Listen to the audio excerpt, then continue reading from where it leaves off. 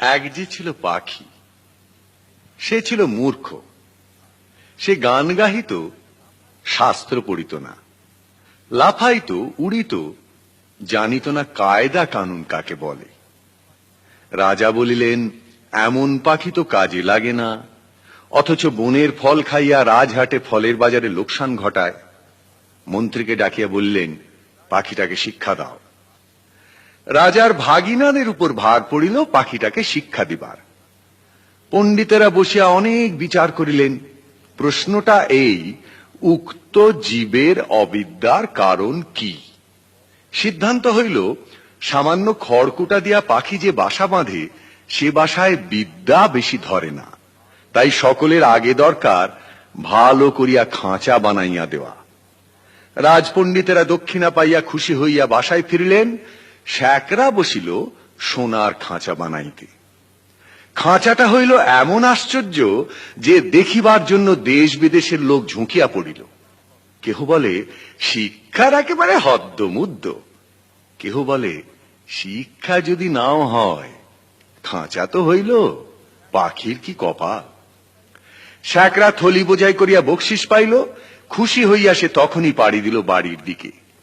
পণ্ডিত বসিলেন পাখিকে বিদ্যা শিখাইতে। নস্য লইয়া বললেন, অল্প পুঁথির কর্ম নয়। ভাগিনা তখন পুঁথি লেখকদের তলব করিলেন। তারা পুঁথির নকল করিয়া এবং নকলের নকল করিয়া পর্বত প্রমাণ করিয়া তুলিল। যে দেখিল সেই বলিল, সাবাস, বিদ্যা ধরে না। লিপিকরের দল পারিতোষিক লইল বলদ বোঝাই করিয়া। তখনই ঘরের দিকে দৌড় দিল। তাদের সংসারে আর টানাটানি রহিল না। অনেক দামের খাঁচাটার জন্য ভাগিনাদের খবরদারির সীমা নাই। মেরামত তো লাগিয়াই আছে।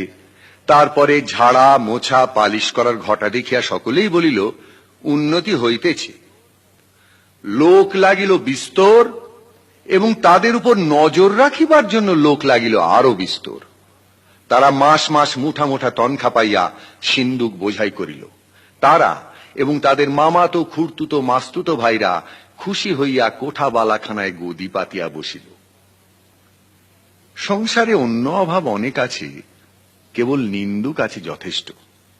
তারা বলিল, খাঁচাটার উন্নতি হইতেছে, কিন্তু পাখিটার খবর কেহ রাখে না। কথাটা রাজার কানে গেল। তিনি ভাগিনাকে ডাকিয়া বলিলেন, ভাগিনা, একই কথা শুনি। ভাগিনা বলিল, মহারাজ, সত্য কথা যদি শুনিবেন তবে ডাকুন শ্যাকরাদের, পণ্ডিতদের, লিপিকরদের ডাকুন, যারা মেরামত করে এবং মেরামত তদারক করিয়া বেড়ায়। নিন্দুকগুলো খাইতে পায় না বলিয়াই মন্দ কথা বলে। জবাব শুনিয়া রাজা অবস্থাটা পরিষ্কার বুঝিলেন, আর তখনই ভাগিনার গলায় সোনার হার চড়িল। শিক্ষা যে কি ভয়ঙ্কর তেজে চলিতেছে, রাজার ইচ্ছা হইল স্বয়ং দেখিবেন। একদিন তাই পাত্র মিত্র অমাত্য লইয়া শিক্ষাশালায় তিনি স্বয়ং আসিয়া উপস্থিত। দেউড়ির কাছে অমনি বাজিল শাঁখ, ঘণ্টা, ঢাক, ঢোল, কাড়া, নাকাড়া, তুরি, ভেরি, দামামা, কাঁসি, বাঁশি, কাঁসর, খোল, করতাল, মৃদঙ্গ, জগঝম্প। পণ্ডিতেরা গলা ছাড়িয়া টিকি নাড়িয়া মন্ত্রপাঠে লাগিলেন। মিস্ত্রি, মজুর, শ্যাকরা, লিপিকর, তদারক নবিশ আর মামাতো, পিস্তুত, খুড়তুতো এবং মাস্তুতো ভাই জয়ধ্বনি তুলিল। ভাগিনা বলিল, মহারাজ, কাণ্ডটা দেখিতেছেন? মহারাজ বলিলেন, আশ্চর্য, শব্দ কম নয়। ভাগিনা বলিল, শুধু শব্দ নয়, পিছনে অর্থও কম নাই। রাজা খুশি হইয়া দেউড়ি পার হইয়া যেই হাতিতে উঠিবেন, এমন সময় নিন্দুক ছিল ঝোপের মধ্যে গা ঢাকা দিয়া। সে বলিয়া উঠিল, মহারাজ, পাখিটাকে দেখিয়াছেন কি? রাজার চমক লাগিল। বললেন, ওই যা, মনে তো ছিল না, পাখিটাকে দেখা হয় নাই।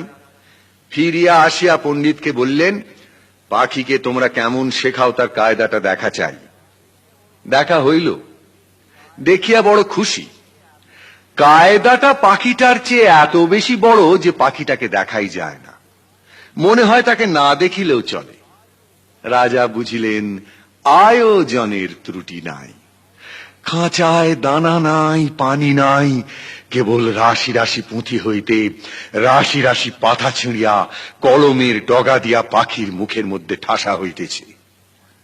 গান তো বন্ধই, চিৎকার করিবার ফাঁকটুকু পর্যন্ত বোঝা। দেখিলে শরীরে রোমাঞ্চ হয়। এবারে রাজা হাতিতে চড়িবার সময় কানমলা সর্দারকে বলিয়া দিলেন, নিন্দুকের যেন আচ্ছা করিয়া কান মলিয়া দেয়া হয়। পাখিটা দিনে দিনে ভদ্রদস্তুর মতো আদমরা হইয়া আসিল।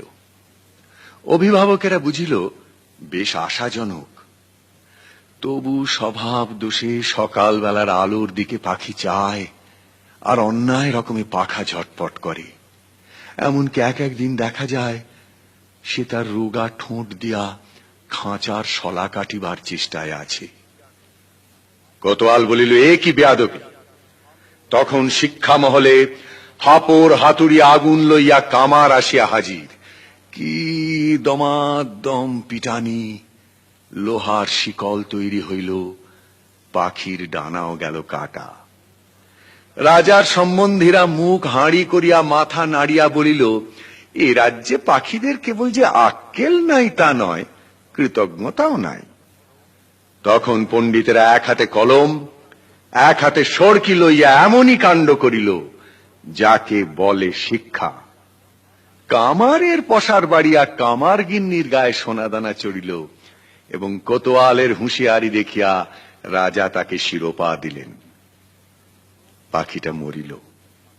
কোন কালে যে কেউ তা ঠাহর করিতে পারে নাই। নিন্দুক লক্ষ্মী ছাড়া রটাইল, পাখি মরিয়াছে।